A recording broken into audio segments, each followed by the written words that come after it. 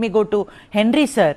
Henri sir, I'm asking you, sir, do we need this committee? You know, Justice Chandru is very respectable, honorable judge. I mean, there are reams and reams written about him. I am saying this is all there in the law, Henri sir. Why do we need a panel to tell the school that you will not have caste names, you will not call a student by his caste name? This is Tamil Nadu. This is not some la-la land, Henri sir. Well, Sudhaji, let me make it very clear. We have the SC/ST Prevention of Atrocities Act. Yes. And under that legislation, there are certain things which are banned. So that is clear. And there are repetitions of many provisions of the SC/ST Atrocities Act, which are usually not seen by courts, not seen by authorities, which are reiterated in a very powerful manner in this committee's 598-page report with over 2,741 respondents who have responded.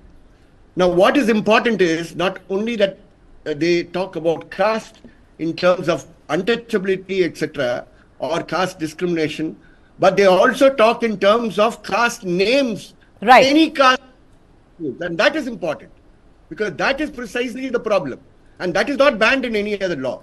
So a social justice government which wants to enforce this has used this opportunity to be able to reflect on what all needs to be done within the system. You know, Henri sir, I'm sorry to interject. Yesterday I had a DMK spokesperson with me. I was talking about caste. He says, no, our government is the best when it comes to social justice. He says, look at my name. I have not, it's only my family name, sorry, my village name or things like that. I don't add any, you know, kind of caste name to me. Tamil Nadu is the only state. I wanted to tell him Bihar discarded it many, many years ago. You know, so the point is, Henri sir, even if I don't use my caste name, sir, if I call myself only Sudha and discard Sadanand or any other name that I have, but still in a village they know who I am, where I live, and they come after me because it has been ingrained in me. What do you do about that? Chandru has not only mentioned about caste names and caste symbols, etc. This alone is being played up.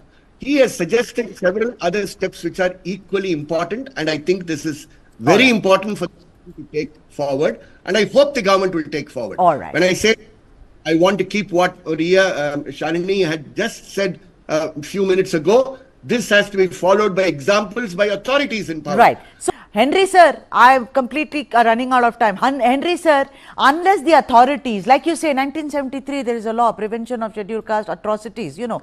But no one wants to read you the riot act, sir, Henri sir. Everyone is very busy because they have to win elections, you see. They can only win elections if they have their caste appellations along with them. So unless this happens, this will go on. Sorry, I'm sounding like, you know, really a pessimist here.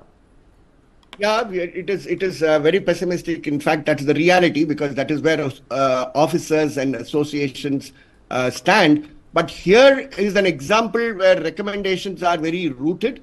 They call about a social justice monitoring committee. He comes up with the whole question of social welfare officer who has to look into the aspect of equality, non-discrimination and inclusion in schools and colleges. He looks into the student associations. He says there should be student associations which are elected on an annual basis. So there are a number of positive suggestions which have come. But the only problem is, will the DMK ever have the political will to be able to implement all this? Exactly. And that's the question, Henri sir. Thank you so much for joining us.